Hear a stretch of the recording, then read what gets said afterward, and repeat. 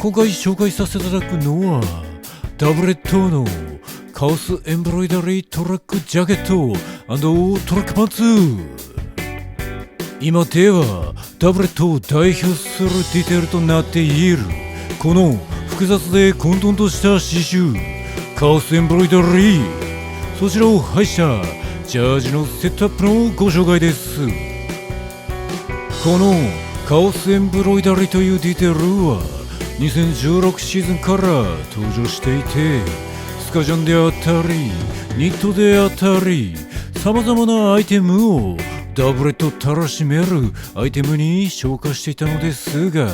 ジャージとして登場したのはおそらく 2017SS シーズンになるかと思います。このカオスエンブロイダリーが登場してから自分もメンズノンノの紙面でダブレットの存在を知りまして、おそらくスタイリストさんたちの中でもかなり注目度が上がったタイミングだったのかと思います。とりわけジャージに関してはストリートシーンでも市民権を獲得し始めていたタイミングだったので、サイドライン部分が華やかに刺繍で彩られた誰も見たことがないジャージとなったこのアイテムが各所で取り上げられたのは自然な流れでした。自分が持っているのは 2018AW のモデルになりまして、早速それぞれ細かいディテールを紹介していきたいと思います。まずはジャケットカラー。冒頭から刺繍のディテールが素晴らしいとばかりお伝えしてきましたが、ダブレットは本当にカッティングも侮れません。シルエットがかなりモダンに仕上げられています。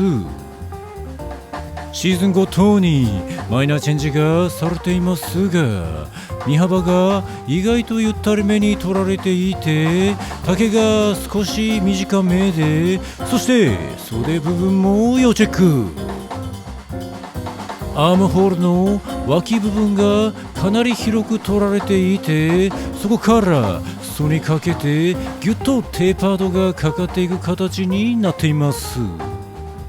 そのため外から見る分には腕回りがシャープにも見えるんですが、実は軽いニットぐらいなら1枚挟めるぐらいかなりゆったり着られるシルエットになっています。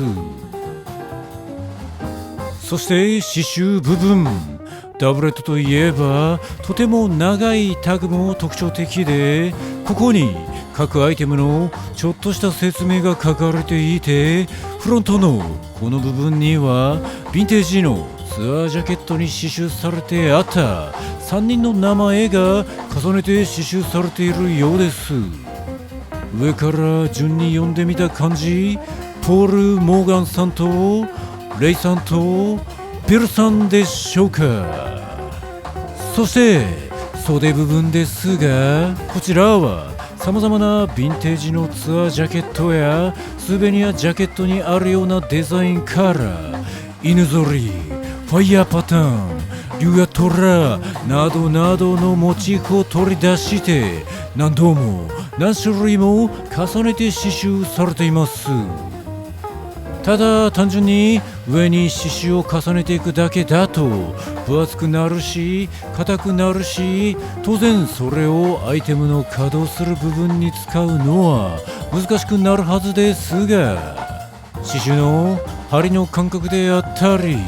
重なる部分のアレンジによって硬さを感じさせない仕上がりになっています。これは自分もお世話になっているスタッフさんから聞いた納得の話ですが、日本のブランドで世界に羽ばたいているブランドの多くに共通している特徴に刺繍があると言います。日本における刺繍の歴史は中国から仏教とともに伝わった宗仏が起源と言われていますが、今では世界から着物と呼ばれて愛されている文化があったり、世界各国で刺繍という文化がそれぞれに発展していく中で、日本の刺繍というのはひょっとすると頭一つ抜きん出た技術になっているのでしょう。